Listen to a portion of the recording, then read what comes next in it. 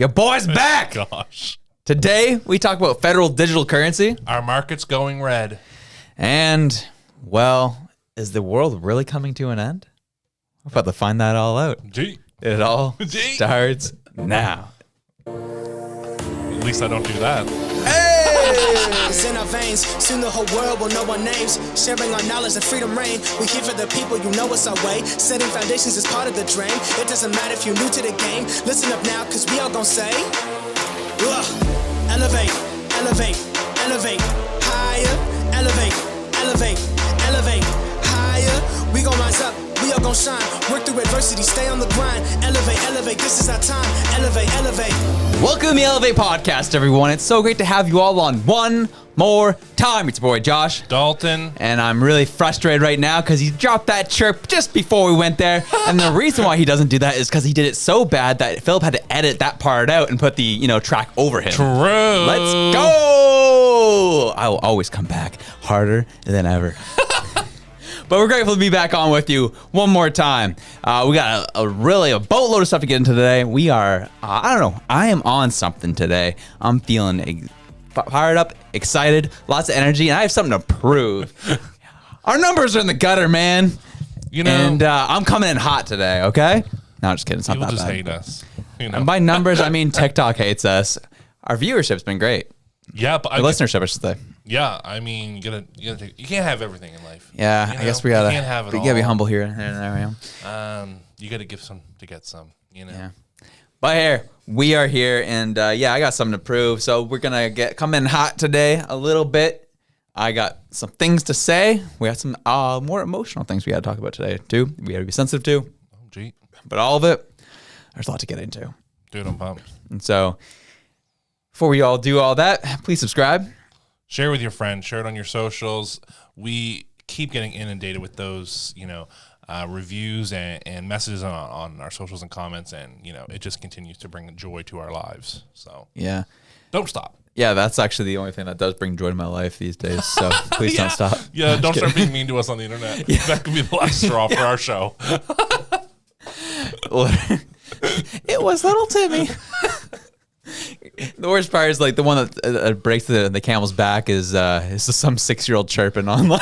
They hurt the worst. Kids are ruthless. Dude, I love them for it. I'm here for it. Oh my gosh. So, yeah, we're excited. There's lots to jump into. As I've said numerous times, we want to talk about the Canadian federal digital currency, which is a thing coming up. And you said this video that we will see here in a couple seconds.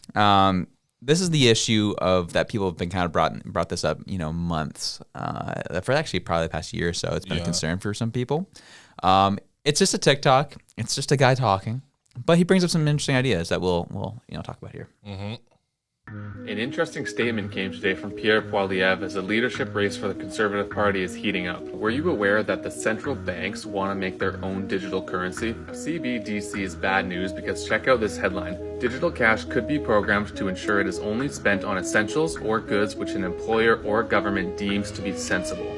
Now, this has been brought up and discussed by the Chancellor of Exchequer, who is in charge of the UK economy essentially, with countries from the G7. So we could see this potentially being implemented in G7 countries. Before you write this off as some dystopian thing that could never happen, just remember how the Canadian banks reacted when the government asked them to freeze private bank accounts that were related to the Freedom Convoy. So pretty much, there is potential for the government to be able to control who you transact with, what you buy, when you purchase things, etc. Going back to Pierre, he said on his YouTube today that he will be banning central bank digital currency if he gets elected Prime Minister. So is this a good move from Pierre, or do you think it's just going to cause more division and separation amongst moderate conservatives? An interesting statement came today. Good question. Dang. Yeah. So as I was saying beforehand, this has been something that's been highly discussed in a lot of circles. Bitcoin and Ethereum are kind of the top dogs. Absolutely. But a lot of countries are coming out trying to establish their own digital currency. And this is the issue that was talked about because it's not, it's an interesting idea and it can happen. It's already, they're like, could you imagine like McDonald's is like, oh, sorry, we are only, allowed to accept this coin. And right now, back to the social credit system situation, right? Yes. It's like, well, you know, kind of used up your credits at McDonald's. You gotta pay somewhere else. Yeah. That's kind of how this all works, right? And that's what people are concerned by, where it's like, it could get to the point, yeah, we have our own digital currency, but there could be branches within that currency of like, this is a token that can only be used at fast food restaurants. This is a token that can be used for these clothing Groceries stores. and all of that. Yeah. And I think it's a very valid concern. He brought it up with the, you know, freedom convoy situation, right? Yeah, how Like, financial institutions just frozen, done. Just like that, with no real reason or regard. And in an instant. Like it wasn't hard to do. No. Done. Like, government said it was done. And it happened. Yeah. Money frozen. So there has to be a level of difficulty to freeze Canadian money like that. Like I'm sure there is back end processes that have to happen. But with a digital currency, I mean, I feel like it's almost instantaneous that you could just say stop, like just take the right away from these people. And then the whole determining the appropriate, or what they call sensible categories. Who gets to determine that? They're saying government and employers. Weird. Yikes. Yeah. It's like, it's the programmable aspect, right? They're talking about of money, which is it's a strange thing to talk about. Yeah, you can be paid in something that already knows the only, how do I say it? Like the money you're given, digital, will seem like real money to you, but you may not know that coded into it is like an if statement that says only at these certain places can it be used. So you may be getting tricked, and then all of a sudden you go to spend it, and you realize that you've just fallen into a social credit system. Yeah, which is it's very real. Because I've had those times happen, not like specifically like that, but you know, I'm at a restaurant and my Amex is just not working. I've had that happen before, and I'm like, what the heck's going on? It's like, oh, we just don't accept Amex here. Yes. And like, I know how that felt. And I was like, oh, I mean, I get it. You know, Amex does charge a premium for I get it. all that stuff, but it's a similar feeling of like, could you like that feeling of like your credit card's just not working because that institution just doesn't accept it. Right. You know, that's like, now imagine that, but it has nothing to do with like, Amex is like, you could just get a Visa instead. Like you just keep a Visa on you. Yeah. But if speaking in terms of like federally regulated digital currency, there's nowhere else to turn. You can't go get a different one. Yeah. There's just one. Yeah.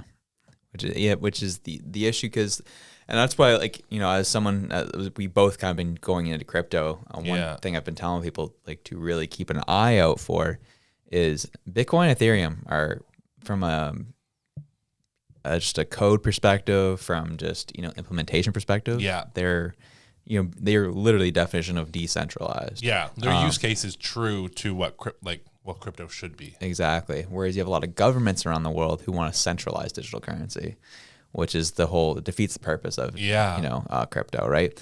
And so just keep an ear out, keep an eye out. Don't be tricked by, oh, Canada's coming out with $1. And it's like, I'd be weary. Be very wary of that. Especially, like the government's got enough control of your money. Have something in your back pocket. Yeah, exactly. That just doesn't under their control, right? Yeah.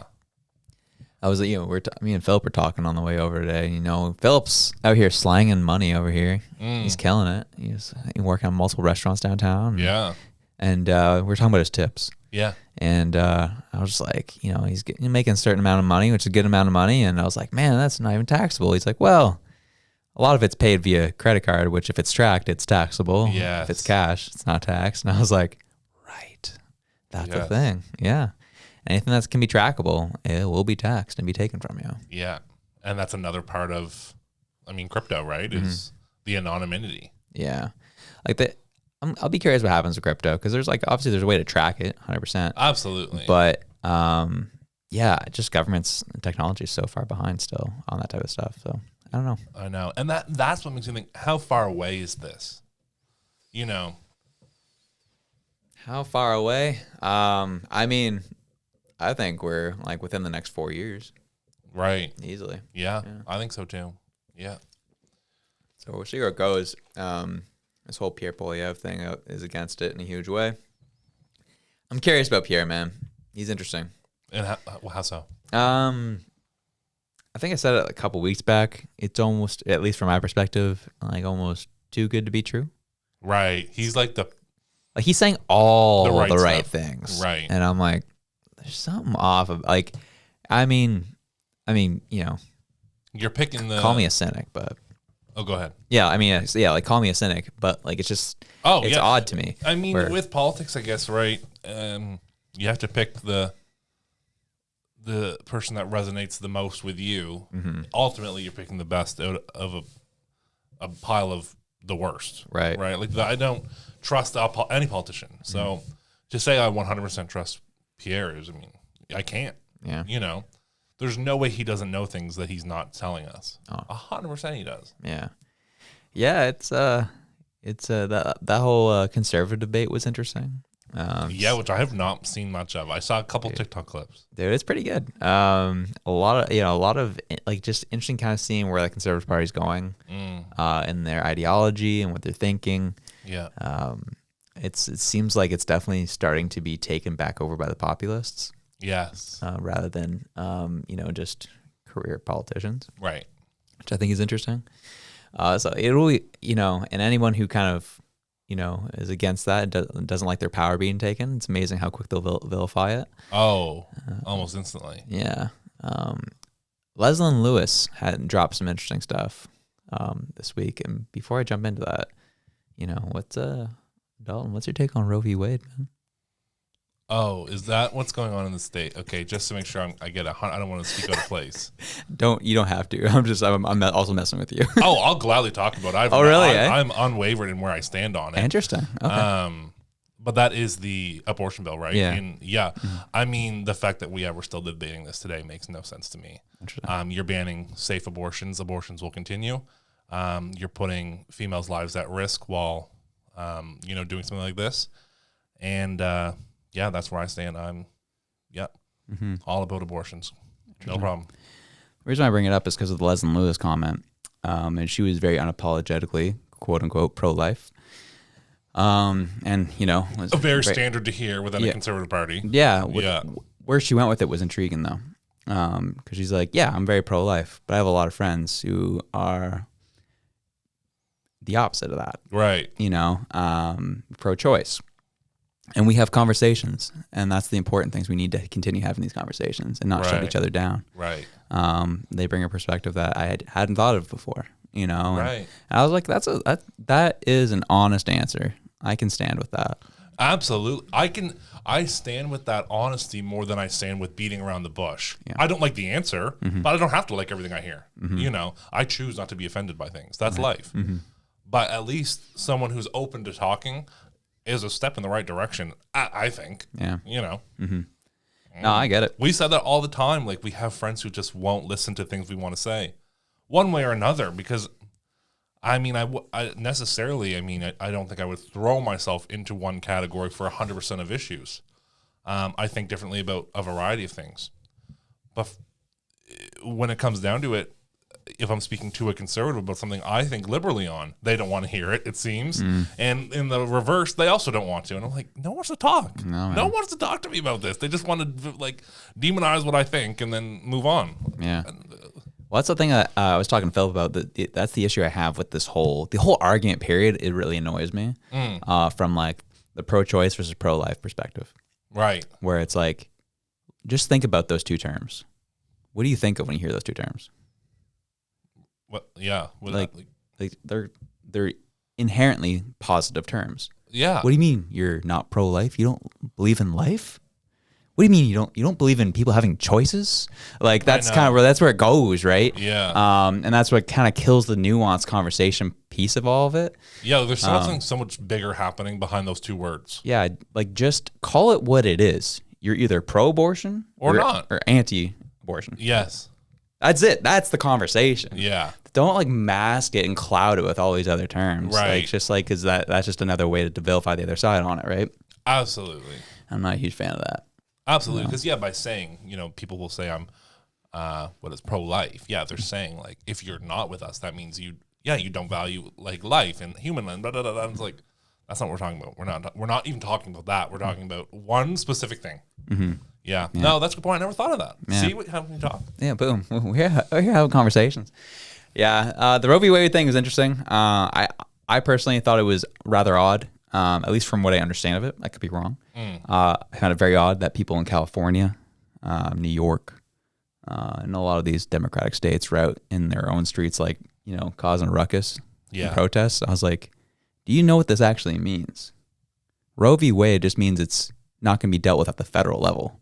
It's going to the state. Right. And you're protesting a state that's never going to overturn abortion rights. Right. Like, that doesn't make no Texas, sense. Yeah. Go to Florida. Yeah. That makes no sense to me. Yeah. And like, I don't know, like, I know people were getting fired up about it because, let's be honest, like, since I could remember, especially back since design school, Roe v. Wade would get brought up all the time. And I was like, do anybody actually understand what that bill actually is talking about? I'm curious because I don't personally. I haven't looked into it. Yeah. But everyone loves throwing it around to get things going. Right.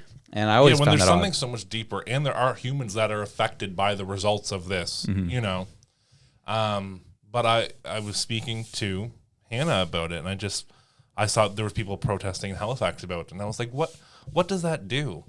Because I didn't get it, and to the point of protesting in states where maybe it doesn't matter.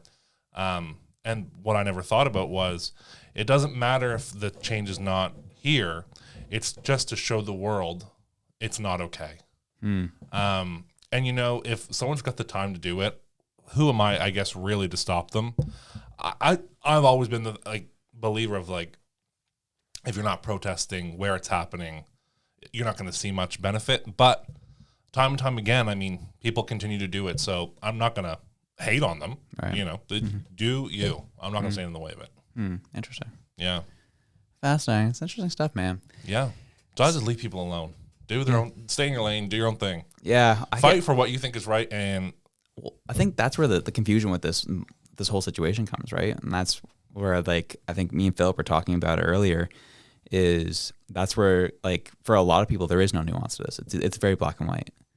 Absolutely. And that's where for me that's where it gets scary. Right. Because that's where I was telling Philip that's where civil wars start. Absolutely. It's one key issue or catalyst that just breaks the camel's back.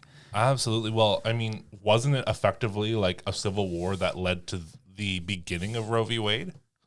I'm sure it was I have no idea.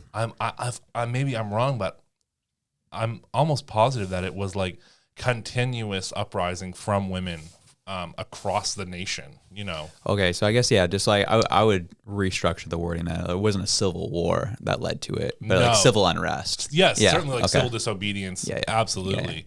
Yeah.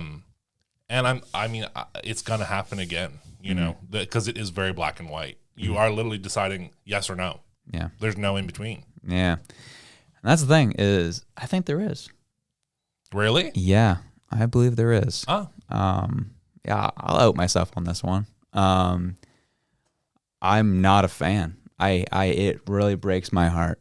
Right. Abortions really do break my heart as a person. Right. It kills me. But what kills me even more as well, I wouldn't say more, but equally, is I can definitely stand with a woman who feels like they have to make that decision. Right.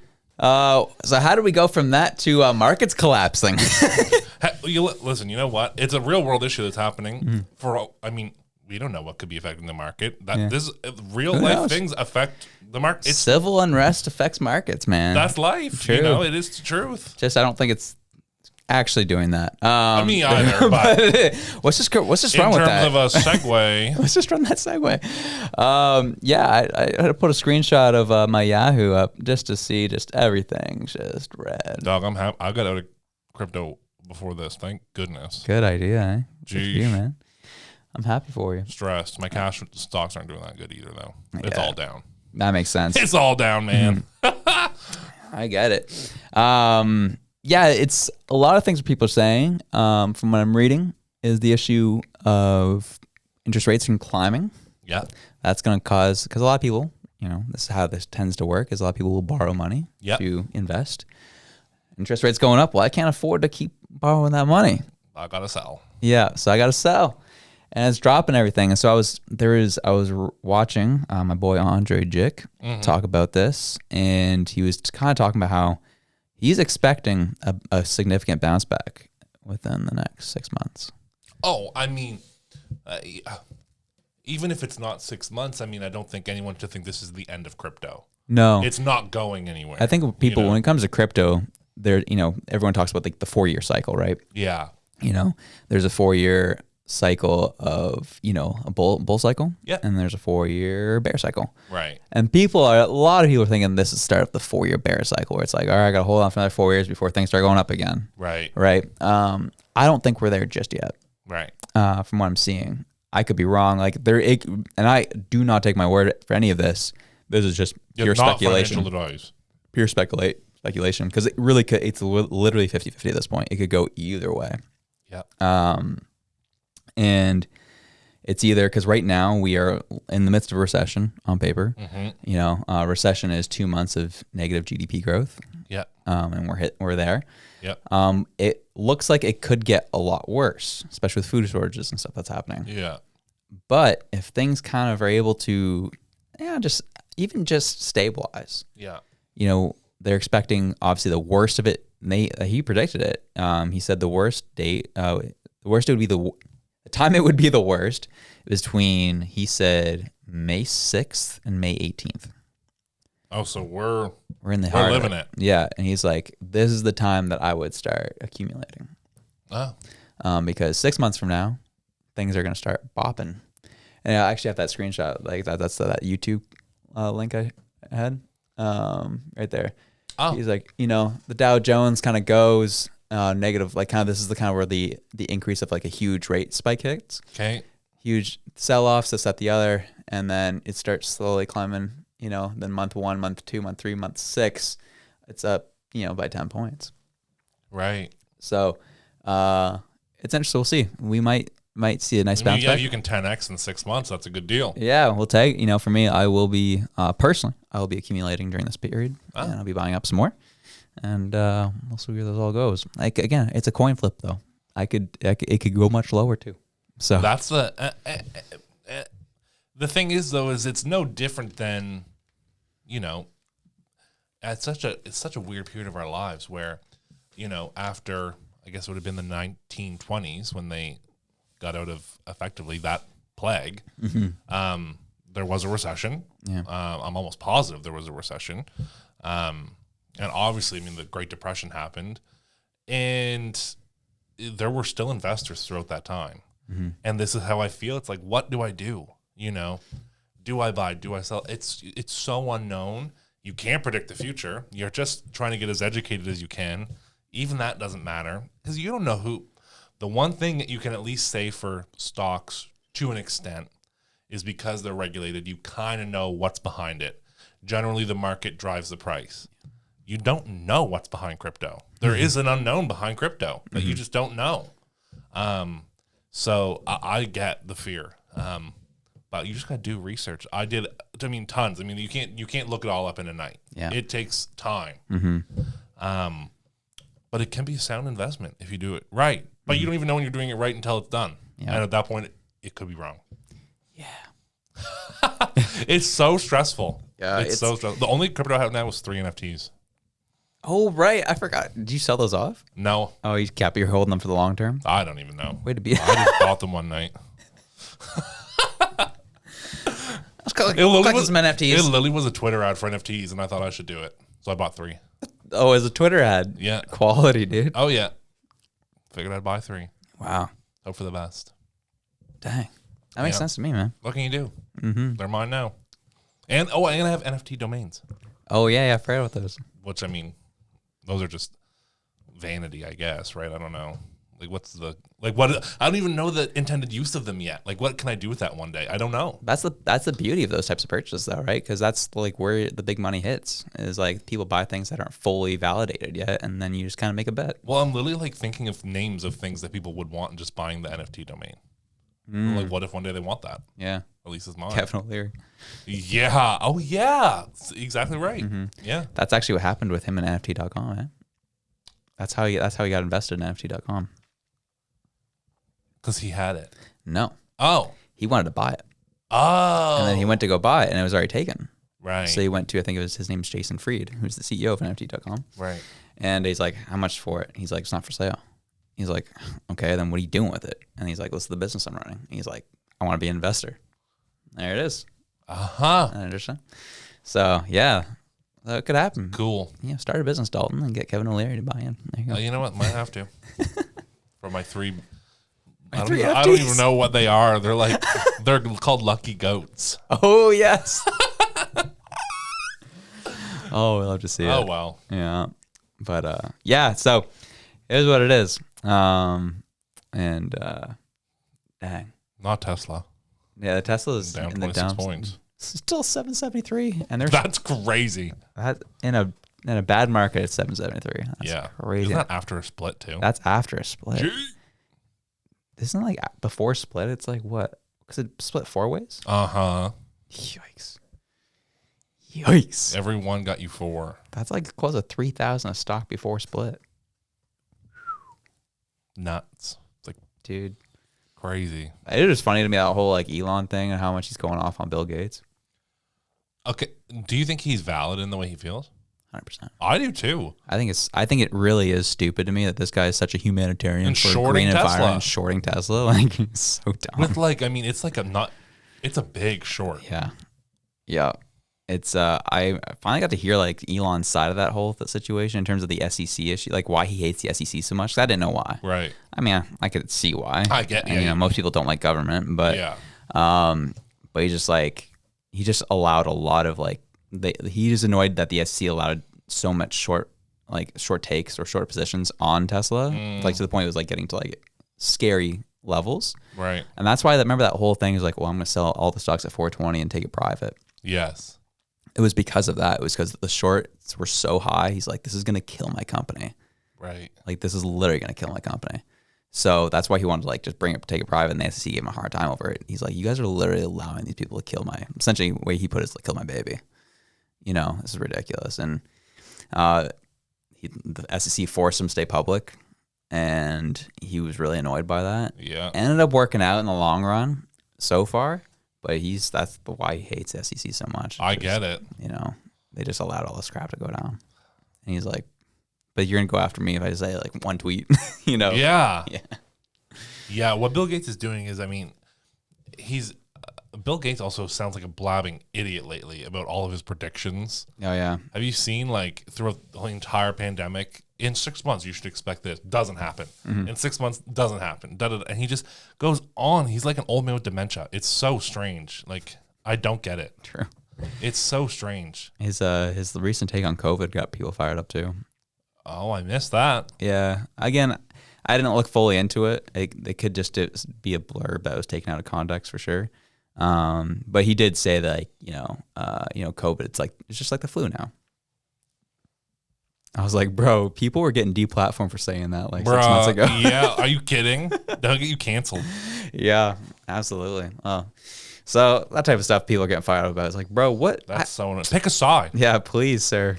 And I'm not even about sides, but Yeah. pick a side, man. Yeah, if you were going to involve yourself in that kind of culture Yeah, battle. you inserted yourself into this business, like into this information war, effectively on the internet. Yeah. You can't just you're causing hysteria. Yeah. Dude, that's crazy. And I think it came official today too that Elon Musk is officially reinstating Trump, whether he likes it or not.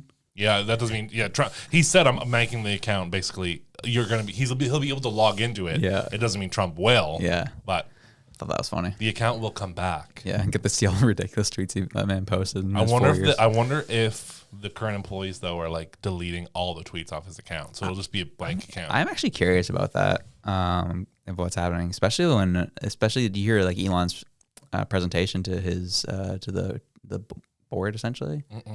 Is that or the investors essentially was he's looking to lay off 1,000 people at Twitter when he first gets it. Wow. Yeah. So, things are getting wild, man. Wow. So, we'll see how that goes. Yep. Yeah. What's cool about Elon Musk though? I think you could put him in any business, and especially a tech company. He knows the tech. Like he was a developer. Yeah. I mean, he built PayPal. You know. Was he a developer?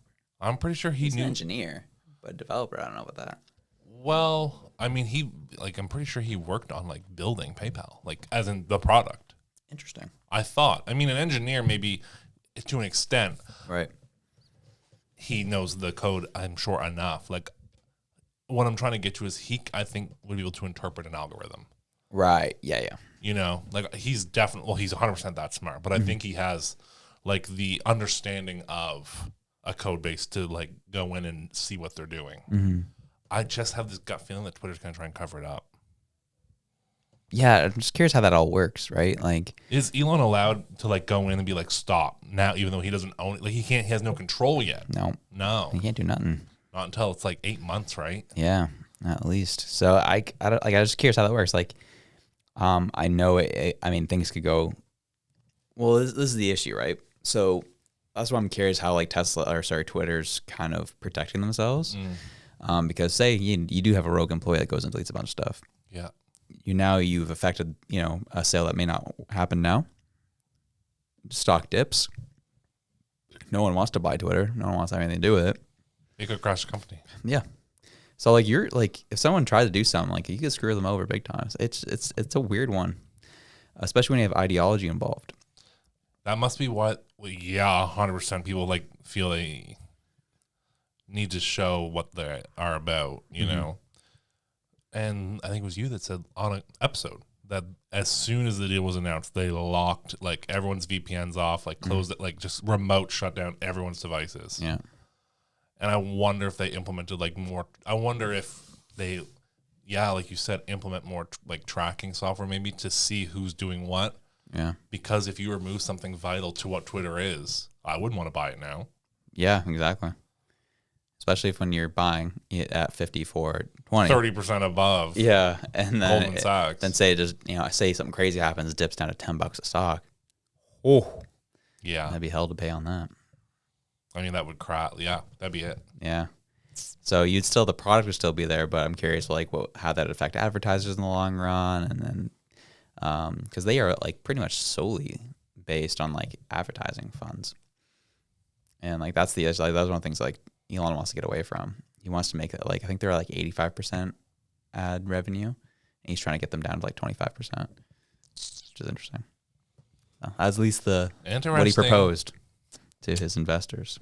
So either way, I don't love Twitter anyway, so yeah, I'm just happy to watch. Yeah, it's a fun reality show. Yeah, I really don't care. Yeah. Oh man, well, speaking of not caring about things, the end of the world coming apparently, boys. I guess so. They say 2040, 2060. Yeah, so I love it. There's an article. I love the picture. We're here for like the medium articles. My gosh. I'm not really it's like Gotham City. Yeah, seriously. This man on Medium has 124 followers. So I want to preface this with saying I'm not actually caring about the article itself. It's what he cites in the article. I thought it was interesting. So article says 2040, the world will collapse. This MIT computer has confirmed it. And so he goes into this whole thing about an MIT research that they started back in 1973 and eventually said it would, this computer based on kind of like things that could happen and obviously scenarios in real life. I guess we'll read it here. MIT researchers originally developed the World 1 program in 1973 to simulate global sustainability instead of predict the end of the world. In contrast to various other theories about the end of civilizations and ultimately the world, the predictions made by the computer in the 1970s have so far proved to be true to an alarming degree of accuracy and variety. World 1 had been commissioned at the time by the Club of Rome. The association is made of thinkers, former heads of government, scientists, and UN bureaucrats, and has set itself the goal of promoting the understanding of the global challenges facing humanity and proposing solutions through scientific analysis, communication, representation, interests. So that's happening. Predicted. I guess we can go. Yeah, right here. Let's go this first. We'll stop with this first paragraph here. It says the program produced the required model, but in a form that the scientists had not expected. It predicted that population and industry expansion would lead the world to global collapse by 2040. The first milestone set by the algorithm in 2020 was an abrupt drop in the standard of living. Oh, weird. Weird, huh? I love the fear mongering in the beginning. Yeah, I'm here for it. Very especially scary. That image. That was very scary. Yeah.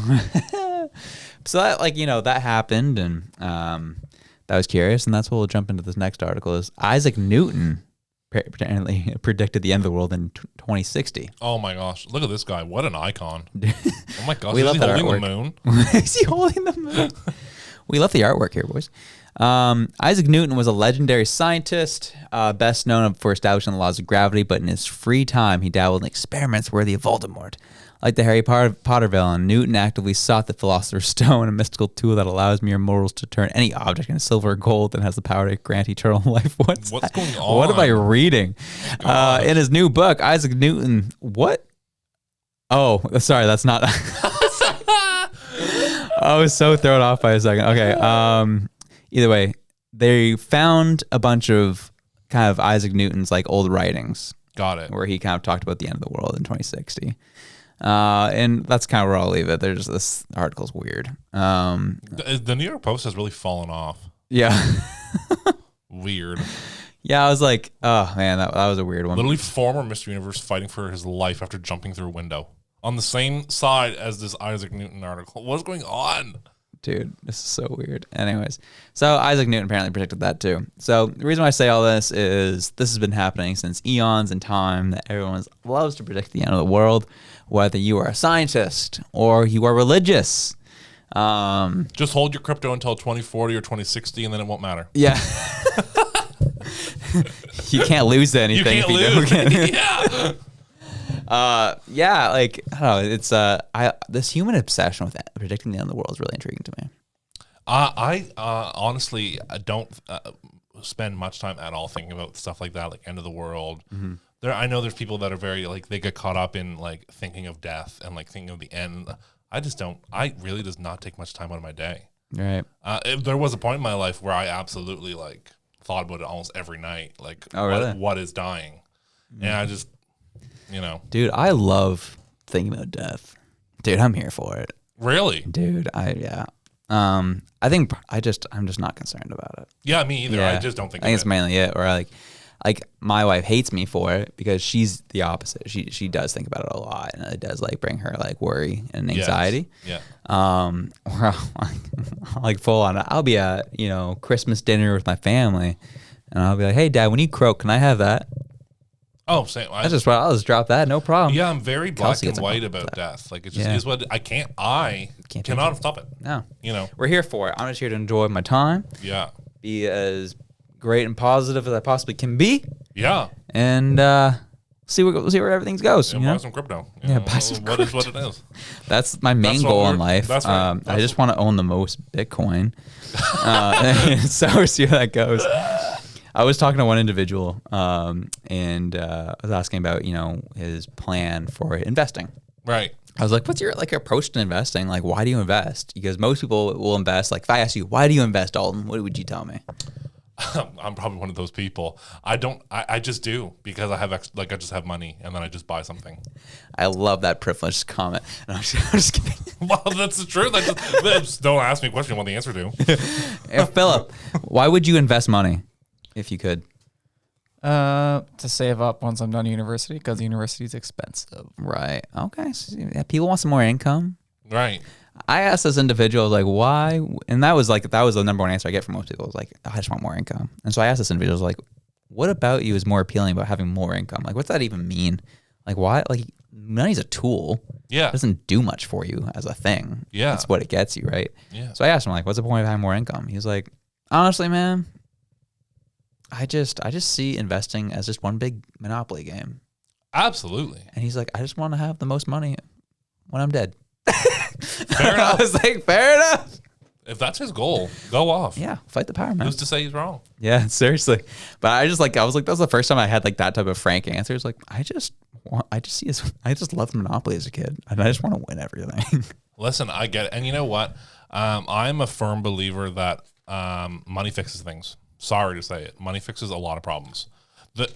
Put a problem in front of me that would not be made easier without money.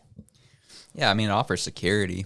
And freedom. No, that doesn't mean that there's other aspects of your life that maybe aren't hard and need fixing through, like relationships or emotions or therapy or, things that you cannot fix with money. Yeah. But to know that you won't go homeless or hungry or that all those other things, that to me is great. Right. You know, I don't see it. I don't see a time where I wouldn't want the most money I could have. Why would I not? Right. Yeah. It's tough. Yeah. I get it, man. I'm here for it, though. Yeah. It's just like a nice chill view of it. We're here for it. Yeah. I've always said I will not fight about money. I would rather work myself to death than have like money be a concern. Yeah. Bro, I love money. Me too. And, but like the big thing in my life is because like growing up, you know, I didn't have much of it. So I would covet it a lot. And like I would just pinch every penny. Dog, I'm cheap. Yeah. I used to be like that. Me too. Do you know what changed me? And I wonder if it's the same thing. Here, I want to hear it out. It was Grant Cardone. No way. Yeah. Not Grant Cardone. Yeah. And oh my gosh. And what made it? I can't remember the exact quote, but he said, "There's a lot of people, and certainly I've heard it, you know, in my life too. Where I mean, I did not grow up close to wealthy. Maybe not even close to middle class. A lot of people say a penny saved is a penny what? Earned. It's just a penny. True. Just a penny." And so I was like, yeah, why? I nickel and dime. It happened the other day where we'll be out grocery shopping and like I have to get the paper towel that's on sale. And then I went and spent like $300 at Lululemon. Because it's like, nice. I always had to buy essentials as a kid. Right. I want to go buy that now, you know? And it's like, what the heck? Right. What was the difference between the $5.99 paper towel and the $7 one? Yeah. You know, what really? It was $2. It was $1. Yeah. You know, it's interesting when it comes to like even grocery shopping, where it's like for me, like grocery shopping. I'll compare down to like the gram. Yeah. The price per gram. I will do them. I will sit there with my calculator. Yeah. I will do the math. See if it's worth the money. Yes. Yeah. I don't know. I get weird with grocery shopping personally too. I don't know why. That's like the I feel one like place I'm being ripped off. Yeah. Even though like grocery chains are known to have like the worst margins ever, like Loblaws does not have. There's no chance Loblaws has bad margins. Dude, try to run a grocery store, dude. Well, it's Galen Weston. He can run the whole country. I get it, but that's the only time a grocery store I think actually makes money is if you can run it at scale. Where else are you buying groceries at? There's a lot of like, you know, get Arthur's downtown here, who's just in, you know, like there's those ones. Well, yeah, I mean the cost there is definitely going to be more. But I'm saying if you were to run a grocery store, like the profit margins are so razor thin. Right. It's tough. Like the amount of like damaged goods that happen, the cans, fruit, totally. fish, that's what I'm saying. I Like get it. it's a tough business, is what I'm saying. Right. Yeah. But even like all the time I'm just like it's too expensive. Yeah. And now more than ever. Yeah. Oh, it's crazy now. And I think that's either way, grocery stores are like I get weird at grocery stores, like, you know, the $5.99 pasta sauce. And I'll get the $3.99. Me too. And I'm like, why do I do that? That's but then the only I'll look place I and do I'm it. like, that one was 500 grams. This one's, you know, 375. Is that one actually better? Like, or they're the same. And I just, you know, and I just get so tricked at grocery stores. It's crazy. It messes with me, dude. They do mess with me. But I guess going back to what we were talking about earlier. Like I used to be so cheap. And I just remember my dad pulling me aside because I was, you know, growing up 12, 13. Actually, I started at 11, started making my own money. And he's just like, you're greedy. Like, just straight up told me, she's like, you're just greedy. You are so selfish. And you covet your money. And it's not a good look. And I was just like, that shook me. Because he was right. Like, I'd be so cheap, and I'd keep all my money. You know, as a kid, like, I got to the point, like, the highest amount of money I had in my bank account as a kid was like maybe $1,200, right? Which was like pretty sweet at that age, like 12 years old. Yeah. But like, I'd just be like, you know, I wouldn't pay for my friends if we went to pizza or this, that, the other. I just like would want them to pay for me, and I'd be that type of kid, right? And then since that conversation growing up, that always stuck with me. And so as I've actually grown to actually make, you know, good money growing up, I never want to be that person. I was just greedy. Like, I always want to be as just free willing as I can with it. And so that's why, like, I will always, anytime I go out to dinner with people, I'll do my best to be the person that pays, because I just want to, like, I never want. We literally have fought over a bill. We always fight over the bill. Yeah. And I know most people who run businesses, the reason why they fight over the bill is because they want that tax. I want that receipt, dog. I personally don't care about teasing. it. It is nice, for sure. But like, I generally don't care about it. It's a happy benefit. Yeah. And so, I don't know. I just don't want to be. I know how I felt when I was kind of like, felt that type of greed and felt that type of just like feeling they need to keep everything and feeling people are out to get it and get you. Yeah. It's exhausting. It's not fun. And I'll be honest, I think that's something Gary Vee got on point. It's just, giving without expecting. And oh, absolutely. So it's a one-way ticket to just get your feelings hurt. Yeah. Oh, exactly. Like 100%. Like, I'll get this one, but I hope it gets the one after this, or I'll do this again. Exactly. It's so spiteful. Yeah. I know. Yeah. So wild times, except for the point. The point I draw the line is when my friends start expecting me to get the bill, and I'm like, you got your own today, boys. I've been there. I mean, I've literally lost friends over it. Oh, shoot. Yeah. 100%. Yeah. It is what it is. Yeah. You can be nice, but I'll never you can't get taken advantage of. You can't let yourself, you can be nice, but you can't be weak. Interesting. Nice does not always mean weakness. Absolutely. But nice can lead to weakness. That's interesting. Especially if it's in your soul. Like, some people are just born in their soul to be generous. Mm-hmm. And those people, I mean, they get taken advantage of, and it sucks, so. True. Sometimes you gotta harden your shell a little bit. Yeah, I get it. I totally understand. All right. Well, we're going to finish off with a very heavy subject here. Yeah, I saw this one, and there was actually another article that just got released today about this that I wish I didn't know we were speaking about this. Mm-hmm. But we'll go with this one, and then I'll say what it was I read after. Totally. So the Mass Casualty Commission is, something that was started by our provincial governments here in Nova Scotia after the Portapique shooting, and just looking into how the RCMP responded to it and what could have been done better, what went on. Today, it was published through City News, and this is the title of the article. This is an intriguing information that came out. Mm-hmm. It says, it didn't cross their minds. Emergency director says RCMP didn't consider alert. When we're talking about an alert, we're talking about like sending out a mass alert to everyone's mobile phones. Like the one that makes your phone scream. Yeah. The one. That something's going down.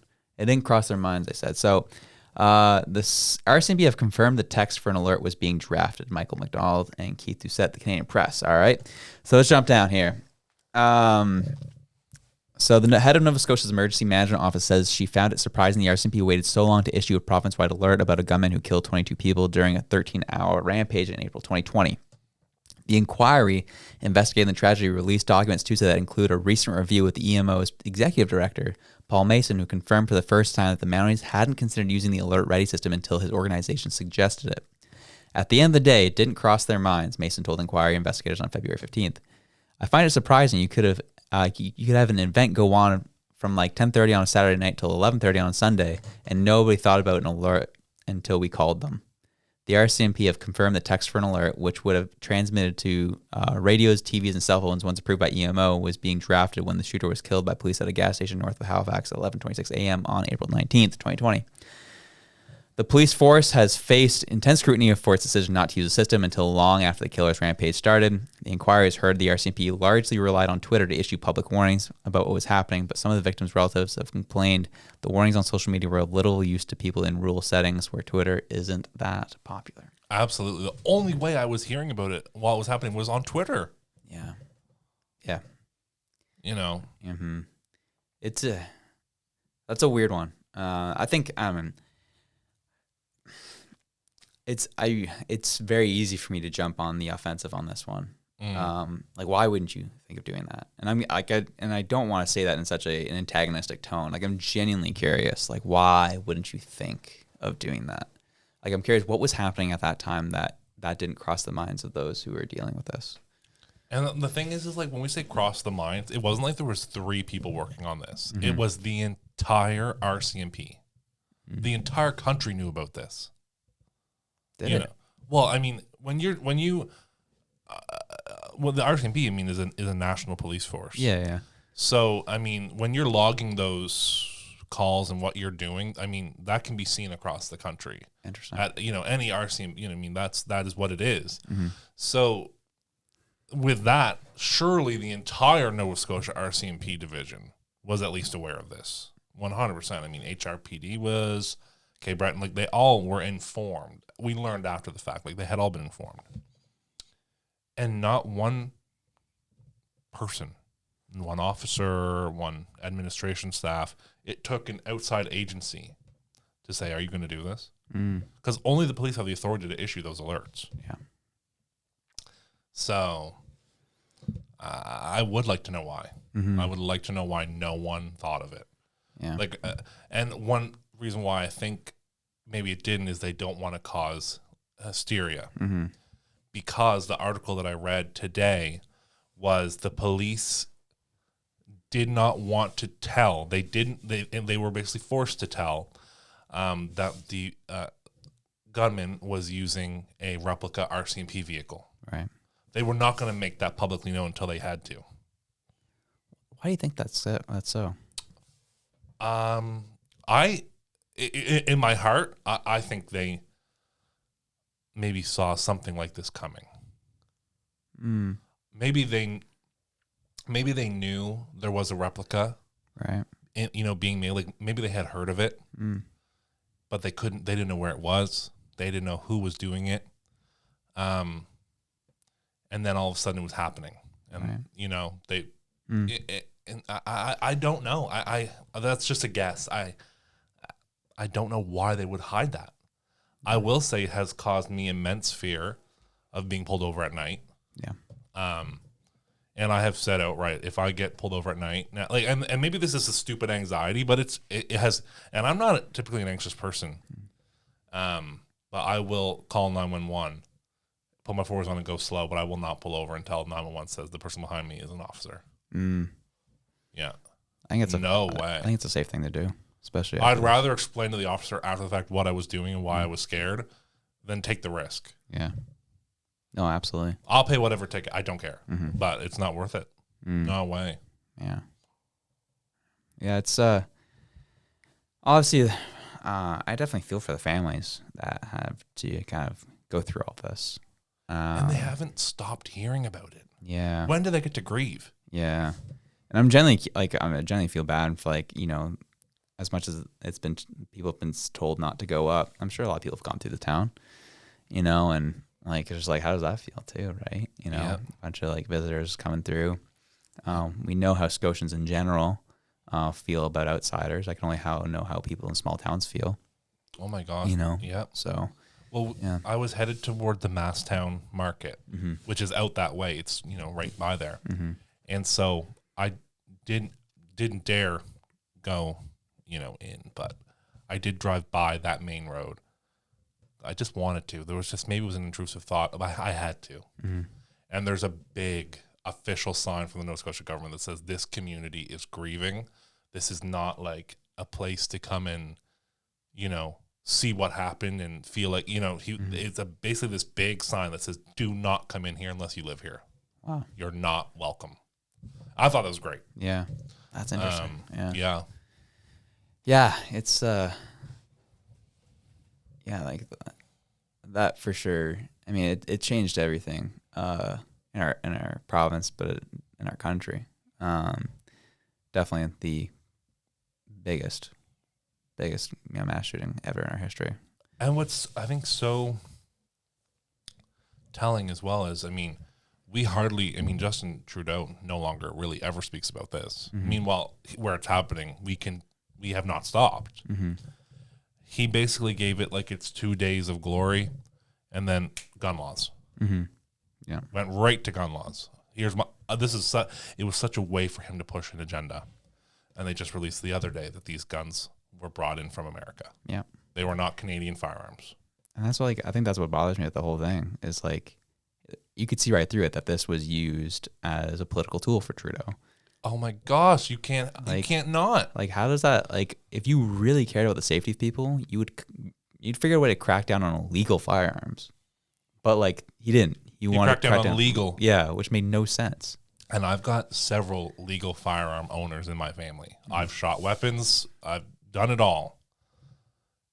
Every single morning, as a registered gun owner, your name is in a database, and every single name in it is run against a criminal background check to make sure that the day prior you did not commit any criminal offenses. If you did, immediately they're issued to come to your home and retrieve your weapons. Wow. And your gun license is revoked. You also can't just walk to a gun range and ask for a gun license. You have to take a test, prove that you know how to handle a weapon, clean a weapon, dismantle a weapon, load a weapon, fire a weapon. Yeah. And the first thing Trudeau was boom, crack down on legal gun owners. Do you think legal gun owners are going around? I think there are. Sure, I think there are. I'm sure there's a percent. You can't. There's a bad apple in every group. Mm-hmm. You know, there has to be. It's life. Mm-hmm. But this was proven, scratched off serial numbers, and they retrieved them, and they ran them, and they're from America. And then the person who brought them in admitted that he brought them in from America. Yeah, surprise, surprise on that, eh? While a community is grieving and, gone through the worst in history of this country, it was right back to agenda in the capital. He didn't even come here. No, because it was COVID. So he went to his what a chooch, because he was everywhere else he needed to be. He for sure avoided the First Nations. Yeah, you know. Yeah, it's I mean, I could be wrong. Maybe he did show up, but I don't remember seeing it. Regardless, like it so happened this kind of worked out. But it was weird. You know, people who follow him, I think I know. Actually, I posted on our Elevate. Like, it just happened at like 11 a.m. April 19th. I was at that big stop. Oh, I know. I had to stop there to charge the car, and I was just like, wait a second, it's April 19th. It's 11 a.m. This is weird. Like, it's weird to be here right now. Yeah. I don't like this feeling. Yeah. Yeah. So that was odd. I get it, dude. I know. I really have not put words to what is going on, or what went on. I don't know how to. Yeah. You know, and I hardly lived it,